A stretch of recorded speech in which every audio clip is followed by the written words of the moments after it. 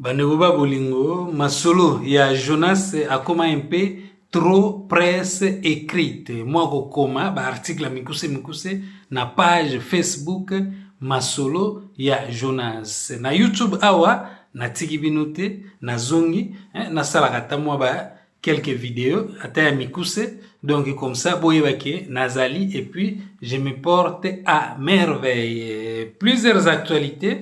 Ezali na kati ya épisode oyo ya Masolo ya Jonas na bandi avec l'artiste Diego Kao oyo abanda na wenge muzika Tonya et pa ya Adolphe Dominguez et a Sugisagi et pa ya Werason na wenge muzika Maison Mère. Voilà.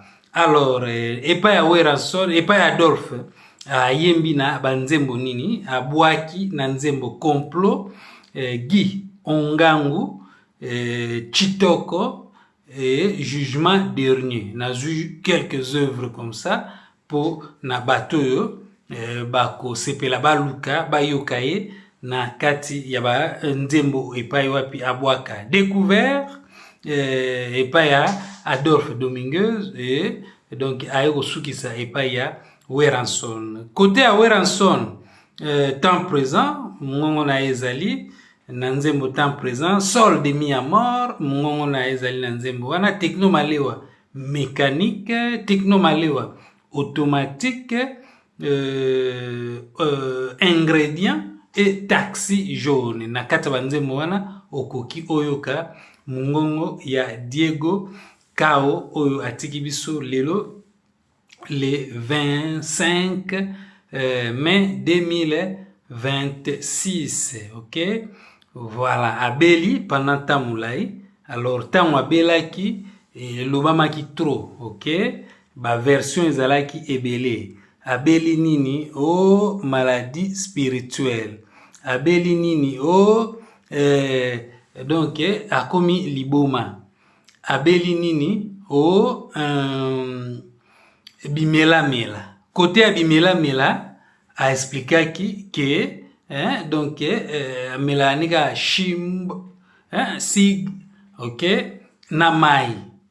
Bon, il y a moins zali un peu toléré aux zali légal et donc presque partout na Congo. Donc voilà. Alors, yemoko na munoko na ye, tango zalaki na bomoi alobi Bimela melate.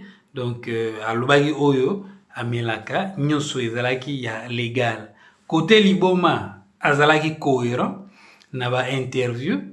Bon, donc ezali peut-être juste comme akomaki kokelela et bon voilà akomaki peut-être ko apparaître sale ou quoi. Nyonso wana bakoki ba attribuer de liboma je ne sais pas maladie spirituelle wana moi kutuna lobela yango ezalité, ok?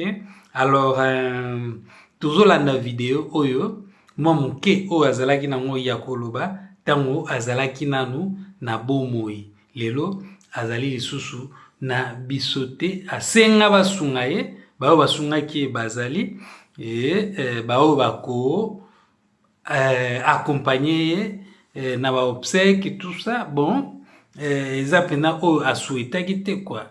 Donc, alobaki cercle à 4000 akomona yangote. Ok, alors j'ai fait play na vidéo comme ça Tolanda Diego Kao. Mais lelo ba soin ozozo tona ozanoka bon rejeter kaka bon. Ah je sens que bon ko to même pas au hôpital. Et là hôpital là on a rien à me viser. Ah je sens que donc vous avez été dans le coup de son bilan c'est rien d'Algérie et moi moi oh m'était malin ça bossa là talibou ah t'es un petit la Diego ah ouais mais c'est la Diego ah boy ah nous avons son bilan c'est rien il y a $4000 là moi na moto na sina kufi son bilan c'est rien son bilan combien vous tu as besoin mais si c'est pas boya non moi na nga moto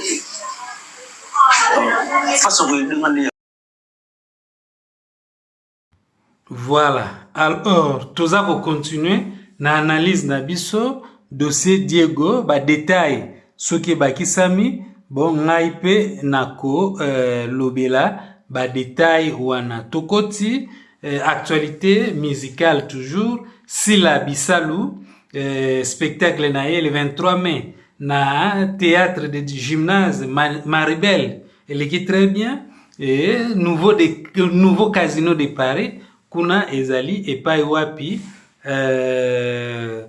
donc brigade Sarbati ashofaki salle wana ok JDT Molopwe bon azali ko betape na salle wana nako mentionner yango na ba épisode mususu ya masolo ya Jonas parce que je dois être précis eza na juin et donc na olobelango na ba épisode mususu non seulement ça na ozala pe présent voilà alors magambo ya ba nombre de vues et comme actualité moko boye oyo bon ba biso tokomi censé to landelango de près pona toyela bino ba précision qu'est-ce qui s'est passé côté affaire Gola donc azui 1 million de vues nata muke faire azui 1 million de vues nata muke tandis que Fali na Didibe bango bakendeki lentement nzembo Fali na Didibe ekoti le 21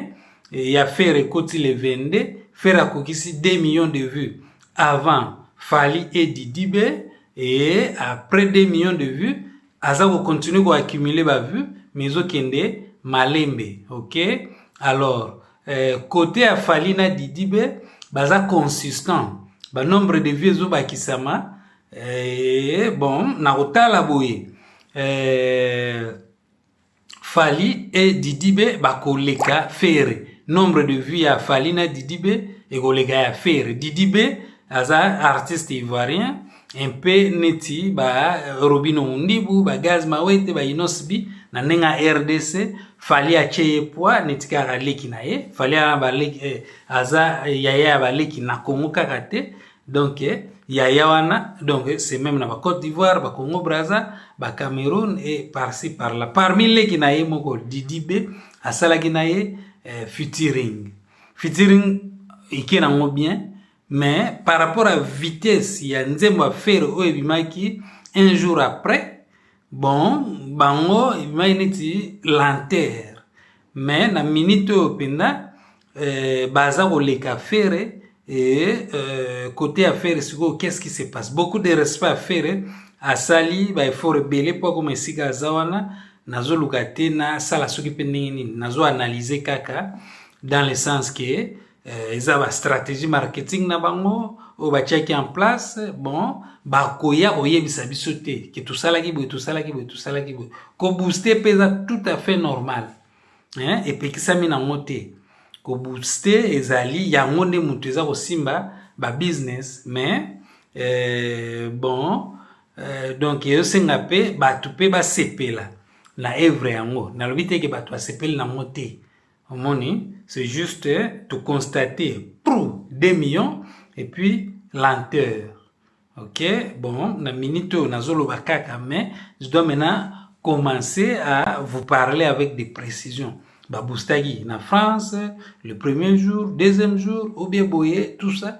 Donc, na ya qu'avec moi ba précision, ou bien donc le fait que na ko ba na peut observer moi, bon na ouera moi détail par rapport à découverte ou na découvrir na observation. Pour l'instant, ils ont tout constater donc monter il y a rapide 24 heures à Liboso et puis ils ont continué à augmenter le nombre de vues mais na moi lenteur côté Fali et Didibe bazo kende donc na vitesse peu mais vitesse mo consistante. Donc c'est ça ils ont kende na ngo mais il y a belé pena ya mbala moko te de auto constater yango wana. Alors je m'arrête ici, je suis Masolo ya Jonas na zongi na koma plus na page Facebook montage ya ba image et moi paragraphe moko bien mibale banini c'est tout moi kokoma moi presse secrète car ils ont un presse secrète. OK mais côté onde siko na zongi libino moi vidéo moko ya boye ezalaka par rapport ya tout le monde en a kala, ok? Je m'arrête ici, je suis Massoula Jonas, je vous love. Merci beaucoup, et je dis, pingila, naego chabino susumu, suku. Ba live na no sikote, moi 10 minutes boy kaka. Voilà.